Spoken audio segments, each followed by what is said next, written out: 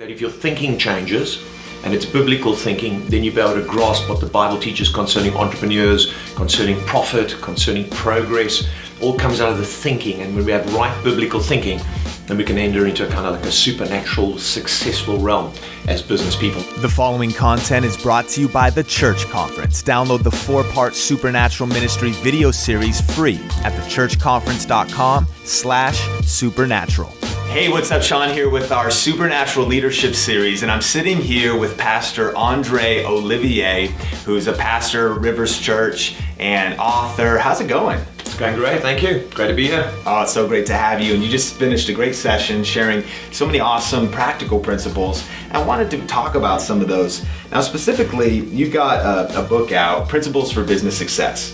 And so for those that are in the business arena, entrepreneurial arena, what are some of the keys that you have discovered in that book? And I love it because it's biblical principles, but can be very practical to everyday life and business. What are some of those? You'll notice on the cover of the book, there's like a head coming out of the ground with a city in it. That kind of conveys the whole thinking of the book, that if your thinking changes, and it's biblical thinking, then you'll be able to grasp what the Bible teaches concerning entrepreneurs, concerning profit, concerning progress. All comes out of the thinking, and when we have right biblical thinking, then we can enter into a kind of like a supernatural, successful realm as business people. And the Bible's a book of success, especially business success. Wow. So what are maybe one or two principles that could get people going right away that are watching this? Well, probably the opening of the book is really about the fact that God wants you to succeed, and you shouldn't feel guilty about success, because the opposite of success is failure. And then secondly, that everyone's got gifts. So the parable of the talents really is the premise of the book. 1 talent, 2 talent, 5 talent. Everyone's got something to develop rather than waiting for something to come from outside. God put Adam in the garden without a union, without a job, without security, and gave him the resources of the earth and told him to develop. So my premise is, speaking to people in third world countries, in South Africa, even in the United States, take what you've got, release your gifts, and believe for multiplication. Don't be like the 1 talent guy who puts it in the ground and waits for the government to give you support, welfare. That man is considered wicked and lazy. Wow. The person who takes the 2 can become 4. In other words, there's potential to double your life. The person that's 5 can become 10. Wow. And so there's growth, opportunity, and potential for wealth, for increase, if you would get your thinking biblical and you'd lean on God. Very good. Now we're at the conference theme this year being supernatural.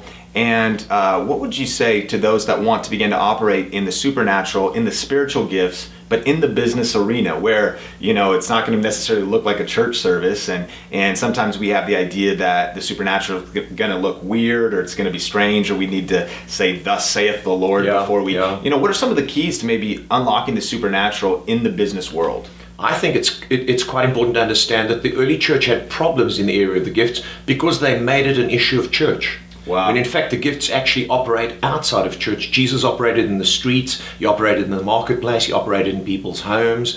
And so business people should see the gifts of the Spirit as more at home in the business environment, in the marketplace, and in the home rather than in a contrived service. That's why Paul had to control it. Whereas in the marketplace, we need wisdom, we need insight, we need a word of knowledge, we need to understand creative ideas, we need the flow of the Spirit to be able to produce in the creative environment that God's created. And we should be more open to it there, rather than go to church and operate in this and then come out, well, I'm back at work. No, at work is actually where you're in the right. You're like a fish in water. That's the environment where God actually wants to give you that creative spirit. He wants to give you business ideas. He wants to give you the key that can unlock something in your business, give you a creative invention.